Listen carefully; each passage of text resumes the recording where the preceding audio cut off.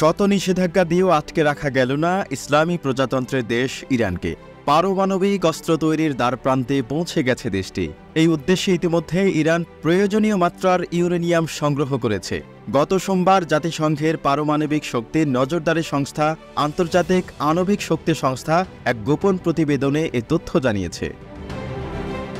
IAEA এর প্রতিবেদনে বলা হয়েছে, ইরানের কাছে যে পরিমাণ সমৃদ্ধ ইউরেনিয়াম রয়েছে তা ২০১৫ সালে তেহরান ও বিশ্বের শক্তিধর দেশগুলোর সঙ্গে স্বাক্ষরিত চুক্তিতে বেঁধে দেওয়া পরিমাণের চেয়ে অন্তত ৩০ গুণ বেশি। প্রতিবেদনে আরও বলা হয়েছে, ইরানের কাছে থাকা সমৃদ্ধ ইউরেনিয়ামের মজুদের পরিমাণ ৬,২১৩.৩ কিলোগ্রাম বা ১৩,৬৭১.৫ পাউন্ড বেশি। গত ফেব্রুয়ারিতে আইএইএ এর শেষ প্রতিবেদন দেওয়ার পর ইরান এর পরিমাণ ৬৭৫.৮ কিলোগ্রাম বা ১,৪৮৯.৮ পাউন্ড বৃদ্ধি করেছে।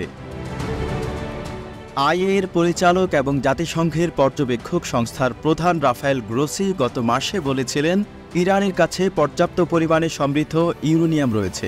এই ইউরেনিয়াম দিয়ে ইরান ইচ্ছা করলে বেশ কয়েকটি পরমাণু বোমা তৈরি করতে পারে।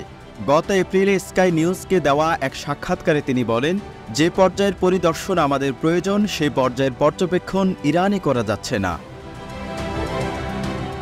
ইরানের কর্মকর্তারাও তাই হুঁশিয়ারি দিয়ে বলেছেন, তারা প্রয়োজনে পরমাণু বোমা তৈরি করতে পারেন। তবে ইরান সবসময় বলে আসছেন, তাদের পরমাণু কর্মসূচি শান্তিপূর্ণ উদ্দেশ্যে পরিচালিত। ইরানের পরমাণু কর্মসূচি পরিদর্শনের পরিধি বাড়ানোর ব্যাপারে ২০২৩ সালে জাতিসংঘ ও ইরানের মধ্যকার চুক্তির ব্যাপারে দুপক্ষ এখনও কোনো ঐক্যমত্যে পৌঁছাতে পারেননি। ইরানের পারমাণবিক অস্ত্র বানানো নিয়ে বরাবরই দুশ্চিন্তা থাকে পশ্চিমা দেশগুলো, বিশেষ করে যুক্তরাষ্ট্র।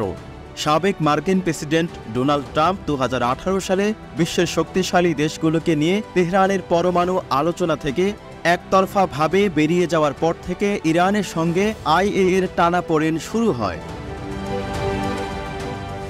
সোমবারের প্রতিবেদনে বলা হয়েছে, আইএইএ এর কর্মকর্তাদের পরমাণু স্থাপনা পরিদর্শন প্রতিহত করার ব্যাপারে তেহরান যে সিদ্ধান্ত নিয়েছিল সেটা এখনও ইরান পুনর্বিবেচনা করেনি।